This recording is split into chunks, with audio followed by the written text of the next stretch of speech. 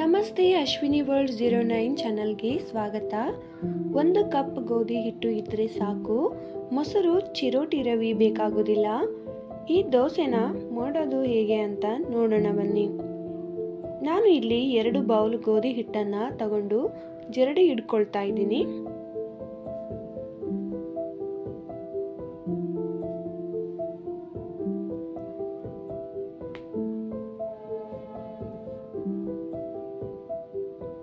ಹಾಗೆ ಅರ್ಧ ಬೌಲ್ ಜೋಳದ ಹಿಟ್ಟನ್ನು ತಗೊಳ್ತಾ ಇದ್ದೀನಿ.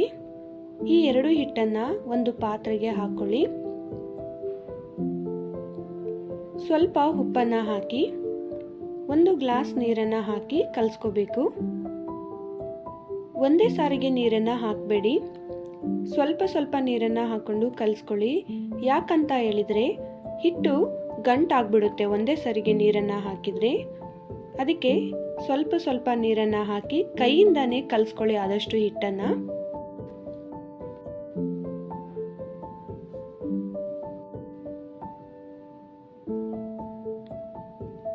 ಈ ಒಂದು ಹಿಟ್ಟನ್ನು ಕಲಿಸಬೇಕು. 15 ನಿಮಿಷ ರೆಸ್ಟ್ಗೆ ಬಿಡಿ ಹಿಟ್ಟನ್ನು. ಹಾಗೆ ಗ್ಯಾಸನ್ನು ಆನ್ ಮಾಡಿ ದೋಸೆ ಹಂಚನ್ನು ಇಟ್ಟು 15 ನಿಮಿಷ ರೆಸ್ಟ್ಗೆ ಇಟ್ಟಂಥ ಹಿಟ್ಟನ್ನು ಮತ್ತೆ ಒಂದು ಟೈಮ್ ಈ ಥರ ಸೌಟಿಂದ ತಿರ್ಸ್ಕೊಳ್ಳಿ.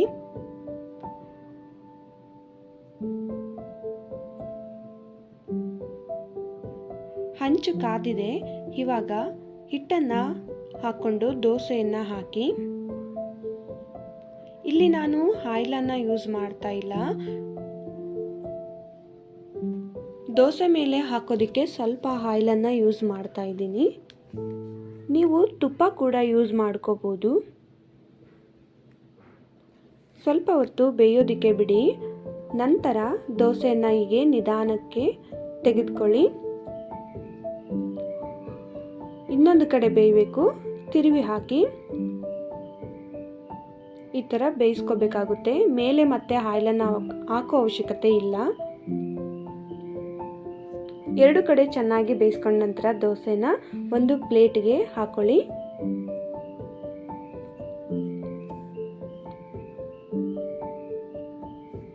ಈ ಒಂದು ದೋಸೆನ ನೀವು ಯಾವುದೇ ಥರದ ಚಟ್ನಿ ಜೊತೆ ಕೂಡ ಊಟ ಮಾಡ್ಬೋದು.